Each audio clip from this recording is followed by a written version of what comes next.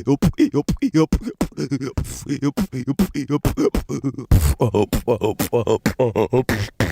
close and personal. What's up? Welcome back to Up Close and Personal.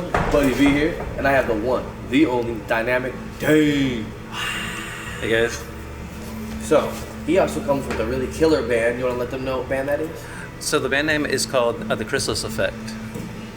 Alright, I can dig it. Now, he specializes in a very particular style of music, and I'll let him tell you more about it, but how did you kind of acquire your musical taste? Really, my grandfather, when I was a kid, my grandpa was really into like 50's rock and roll and 60's, and he was kind of like an old greaser.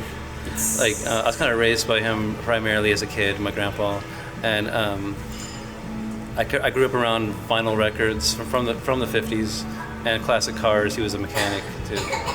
The whole greaser thing, you know. That's the way to do it. Classic car, old and slow, baby. Yeah, totally. Being a very diverse musician, I know that I wanted to ask, was guitar the first instrument that you actually learned, or? No, my first instrument was a cello. What? Yeah. Okay. When I was about 10, I started playing cello at orchestra at school, and then from there was actually piano. You know, I don't consider myself a piano player really, because I kind of play like just rockabilly style piano, like Jerry Lee Lewis style, but not really the classical stuff. But my third instrument was actually guitar. Yeah. Damn, that's insane. And I mean, if you look on the bio, I'm not gonna give too much away. There was a time where he played all his own instruments for an entire album, but you gotta figure that one out. I'm not gonna get a secret away. Now, one of the fun ones playing music all over is, do you have a favorite venue that you got to play at, and you know why? Well, I'm actually kind of from Florida. I used to be kind of like a vagabond, travel around a lot, and just kind of, live in my car. And I used to live really rough in my early 20s. And I did that and traveled around a lot through the Southeast. But my favorite venue I think I've ever played at is called the Jam in Florida. Okay. And it was like a Rastafarian theme bar. And I was in the house band there. It was a reggae band called Reggae Rockus, and we were the house band, and we did a show one time actually with the Wailers with Ziggy Marley, but we didn't meet them. We didn't get to meet them. We were all excited, but it didn't happen. But we shared the same event, so it's called the Jam, and it's since been demolished. The place that was back in that was about 8 years ago or so. Okay. That was a while ago. Yeah, I remember when King Dome got smashed. I was like, no. So the fun one is, with knowing different styles of music, and you said your granddad kind of showed you so many different styles. What's a artist or a group that you would like to, talk with or play with, live or dead? Well, the Beatles, of course, 60's music, with the Beatles, and I'm a big fan of early Elvis Presley, All right, I can dig that. 50's Elvis, Buddy Holly. I'm a big fan of 50's rock and roll, and 60's. And also Led Zeppelin, all those guys, Ray Charles. No, I can dig it. I like, a little Stray Cat, some Brian Tilton. Oh, totally, yeah. He's a great guitar player. Insane. All right.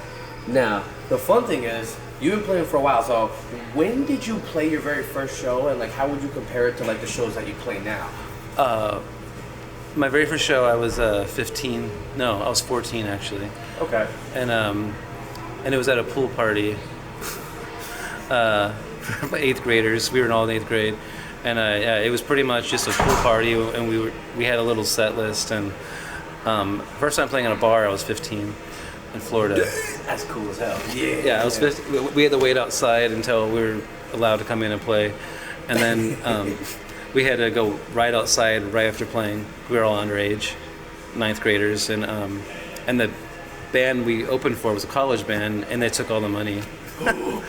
They screwed us over. You're like, we can't even fight back. We're too little. Damn. Yep. That's pretty cool. I have to play in a bar. Not many people can say that. Well, give me a sip. Come on, man. One sip.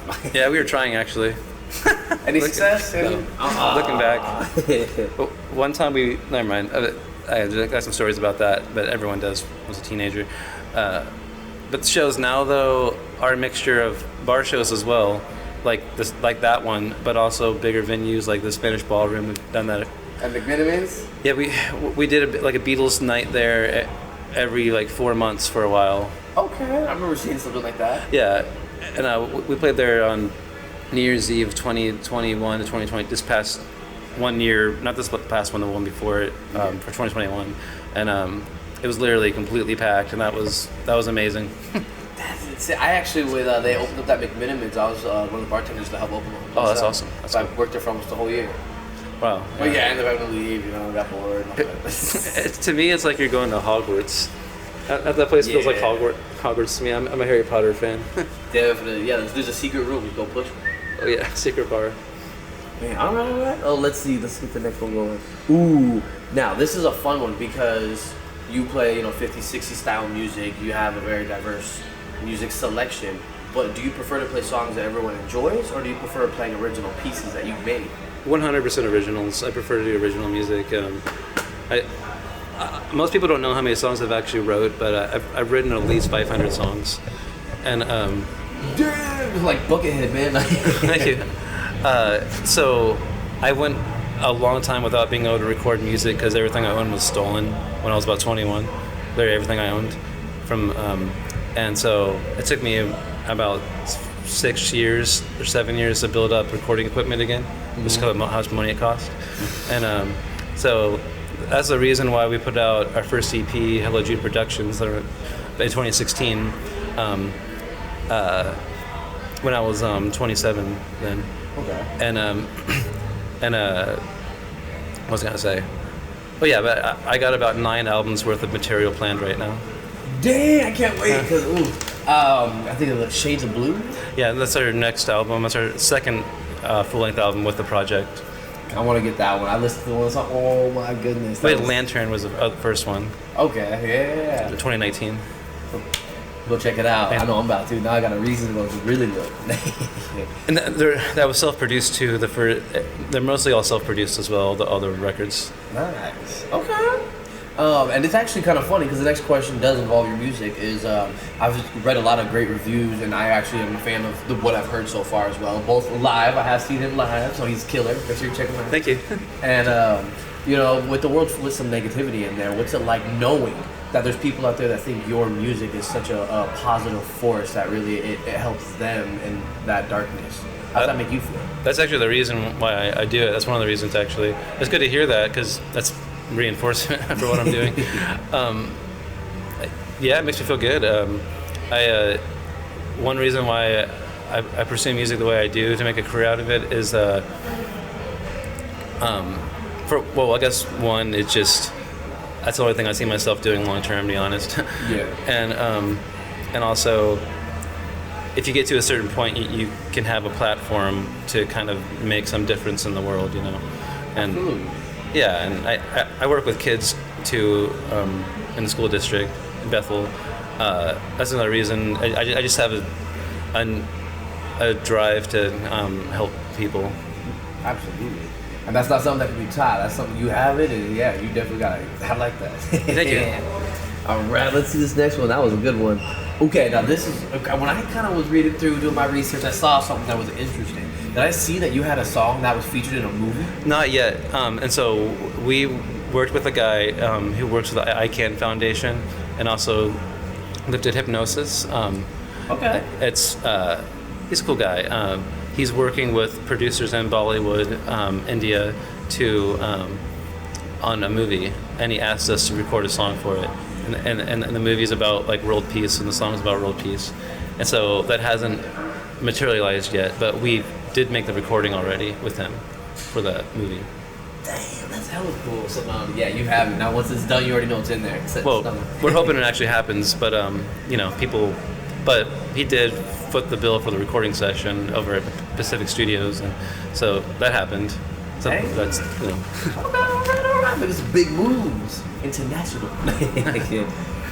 One of the other ones I was actually going to ask was, you have, I've seen a few live shows, but when COVID happened, did that kind of hinder you being able to play live? Oh, yeah. Were you able to work around it? 100%.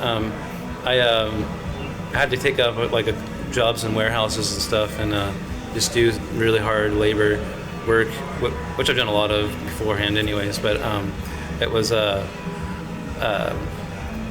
yeah, I started doing live streams every single weekend, and because I was used to playing every weekend right before COVID, and that's what I'm doing now again, is every weekend. But yeah, we started doing live streams every single weekend, and I was making a little money through that, just through like Facebook tips and stuff. Hey, that's the way to do it. Yeah, everything adds up, right? You get 100 people to give $2. That's $2. Right. Remember, support your artists. It was but in a way, it was a nice break, because like I was at the time I was getting a little burnt out from literally like 4 years prior to that, every weekend, 4 years straight, playing gigs around the whole state, and now I'm doing that again, and I have been for like a year and a half again. So. Damn. Okay. You love what you do. You're gonna do it all the way. Yeah, it's a little tiring, but it's good. Hey, I can dig it. Now this is a fun one, because it's a little like, I wouldn't say like too deep or personal, but it's just enough. Because why do you personally love music? It's something I can't help but do.